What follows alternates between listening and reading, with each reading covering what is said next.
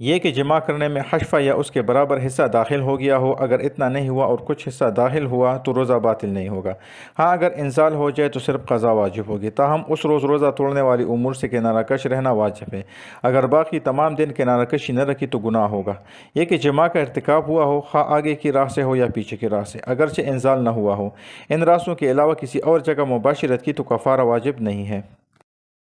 یہ کہ فاعل ہو مفعول نہ ہو، پس اگر کسی جنس مقابل یا کسی اور شے سے مباشرت کی تو کفارہ صرف فاعل پر لازم ہوگا، مفعول پر مطلق لازم نہیں ہے۔